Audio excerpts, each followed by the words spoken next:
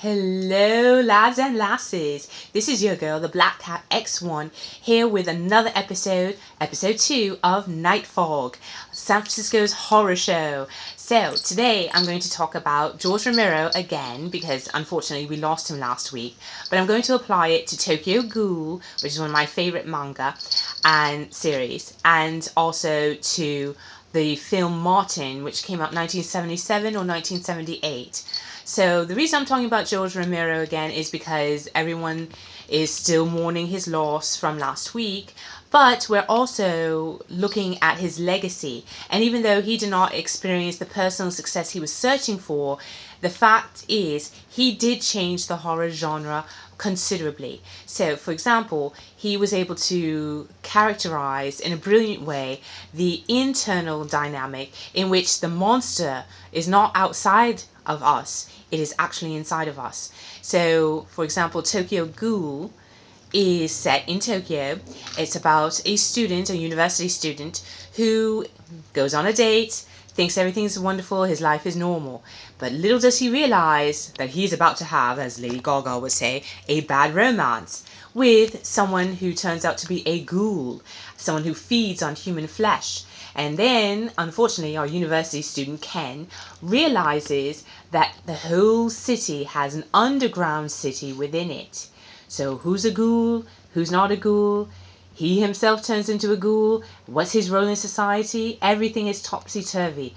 What he thought was normal is abnormal. What he thinks is abnormal is normal.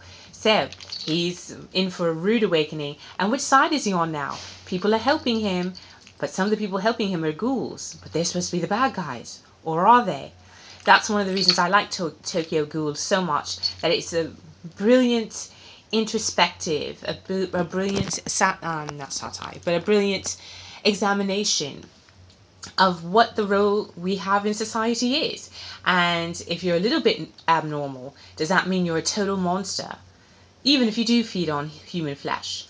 And so that's one of the things that Romero did play around with in the zombie genre. Zombies were also representative of the things in society that everyone accepts as normal, but maybe are not normal. And so this is really an exciting series. The whole thing, the whole Tokyo Ghoul series does reflect Romero's aesthetic, and it's really something that if you haven't read it or seen the anime version of it, you really should catch.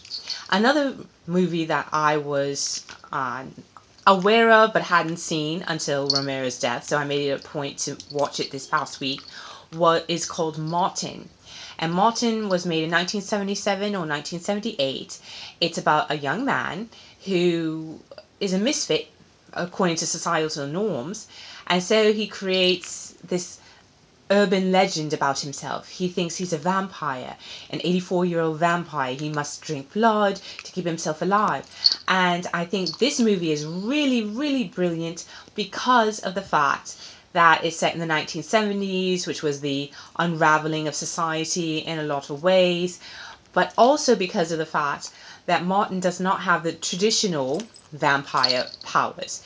He does not have hypnotism, he's not extraordinarily good looking, he's sort of an average, nebbish. His highest role in society is to be a grocery clerk. But he is able to transform himself. He is able to get power over people, which is the real reason he wants to be a vampire. He's able to get power over people, specifically women, through the use of his little black bag, which contains razor blades and date rape drugs, basically.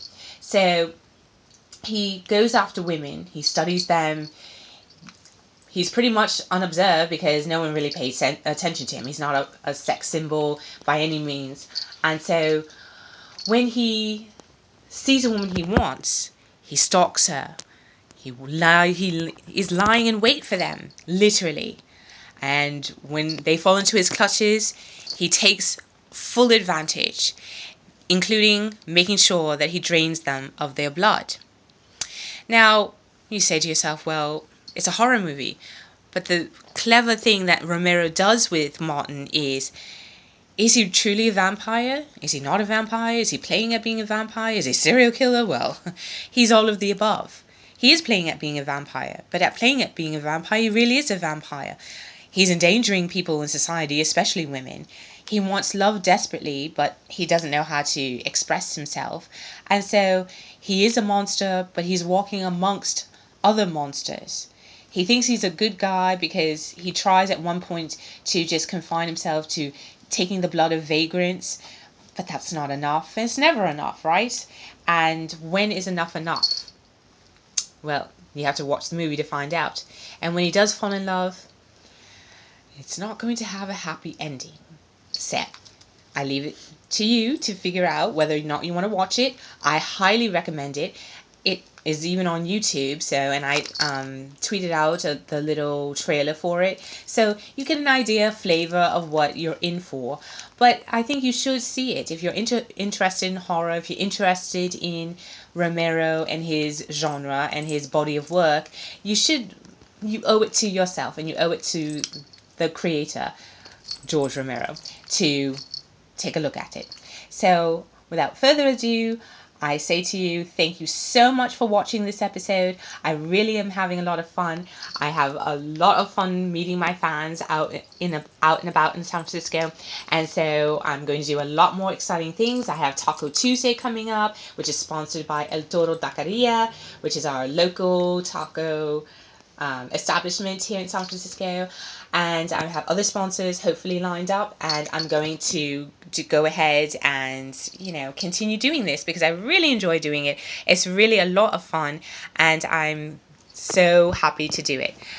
Oh, so until next time, I really will enjoyed your company.